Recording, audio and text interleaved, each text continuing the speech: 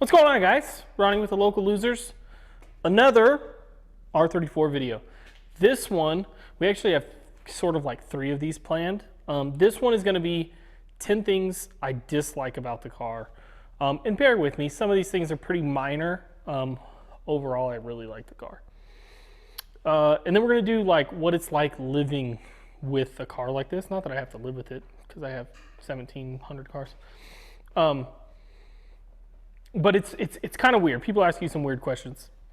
So anyways, let's start with dislikes. I have a list here. Can't let you guys see.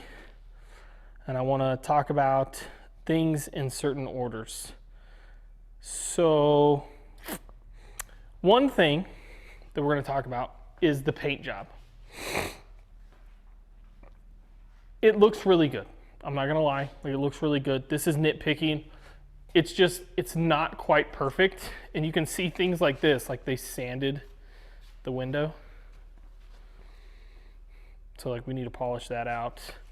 And just little things like that. Like you can see that they didn't get in here real good, and you can see like some overspray. Can you see that?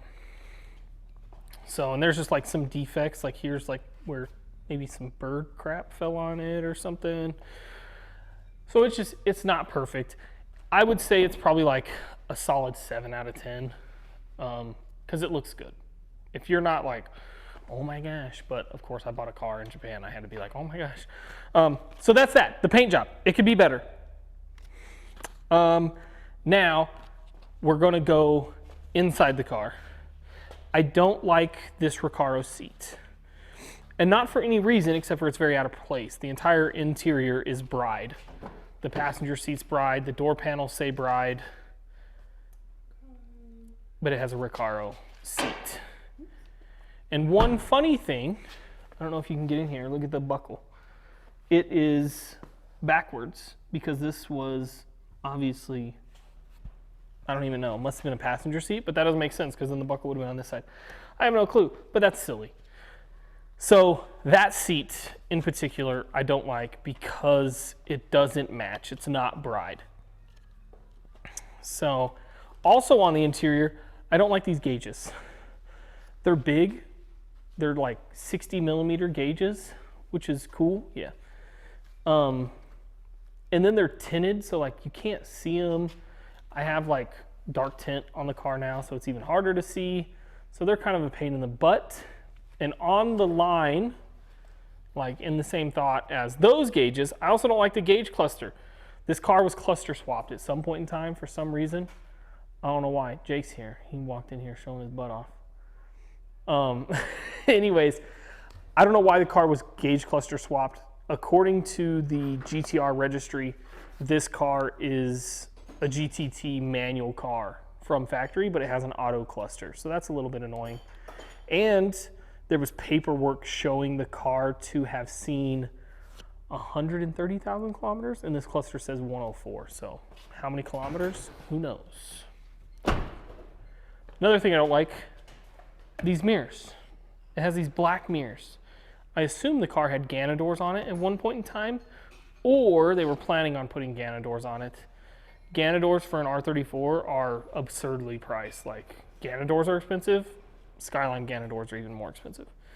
So I assume they took them off and sold them, and then they just put stock ones back on. The car was originally a black car. So let me see what else. Okay, come over here. I'm gonna show you something funny. I built this bracket right here. I remade it to hang my fuel pressure regulator on. And the reason is this is the Japanese one. They made this, it was bent here and here. Look like how terribly that's cut out. And then look at these terrible welds. It's hilarious. What are you shaking your head about? It's awful. How terrible this is. Yeah, so I don't know. Like, I've always heard that fabricators in Japan are terrible. Whoever did this was terrible. And I'm sure there's more stuff like that. Just like shoddy work. There's a bunch of wiring to make this motor work under there, and a lot of it's not the best, so we're gonna have to go through some of that when we put the link in. So I wish the quality of work in Japan was just like this much better. So that's that, that's that, that's that, that's that, that's that. Okay, so a few more things. Well, I don't know what number we're on, but we're on number something. The diff in this car, it has some locking like LSD crazy diff. It goes like junk, junk, junk, junk, junk. When you try to turn, it's hard to like back up or pull forward. And it's because like, it's like a welded diff. It's literally a welded diff that just makes a noise. That's all it is. It's terrible. And then the fact that like my wheels aren't quite the right size, they rub on the, like the knuckle doesn't help. So like if you try to like, you're trying to turn sharp between the diff and the wheels rubbing, it's over. You're gonna stall the car. What? I do not like the clutch. That's a good one. We made this list and the clutch isn't on here. So the clutch, this has a twin disc clutch in it, which is nice. And it's fine, except for the fact that it kind of does whatever it wants. And I'm wondering if it needs to be bled. Sometimes it'll release all the way at the top. Sometimes it'll be like right away. You just never know what you're gonna get. So like you gotta rev the car and then you take off like a jerk, and it's a little bit annoying. These two things are my two biggest complaints about the car. And it pertains to the chassis and to this specific motor, the RB26. Everything's expensive. There's not a cheap part for this car. Perfect example is right here. Okay, this is an intake air temperature sensor for this car. This is an intake air temperature sensor for an LS. This is the one for this car. This one is $100. This one is $30. Why? RB tax, R chassis tax. I don't know. Everything's expensive. Headlights, these are Xeon headlights. They're ridiculous, right? Like I think they're like $2,000 a side, $5,000 a piece, brand new, something crazy like that. Like just everything's expensive for no reason, except for like they want it to be. It's a 25-year-old Nissan shitbox. Like, and I mean that like 100%. It feels like a Nissan. It does not feel like a nice car. Like the fact that people are paying 50 grand for these, 100 grand for GTRs is wild. Like I understand the appeal and everything. And I love this car, and for what I paid, 100% worth it. Don't get me wrong. But it's still a 25-year-old Nissan. The other thing, so besides parts being expensive, it's hard to find parts and it's hard to find information. There's a few like Facebook pages and there's a few forums that are still pretty active. But for the most part, like if you're trying to find something, it's pretty difficult because there's not a whole lot of like American forums and stuff like that. It's getting better, of course, as time grows. We haven't had these cars very long. But that's pretty annoying. Getting info and getting parts, very expensive. I guess we're gonna have a bonus here because we didn't talk about this. I don't like the stance of the car.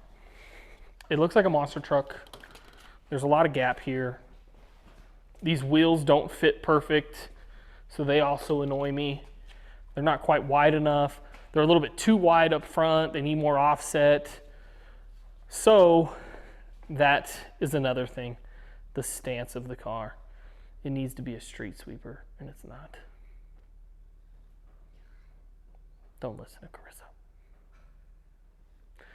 Anyways, those are my 10 dislikes of my R34 Skyline GTT with an RB26 in it.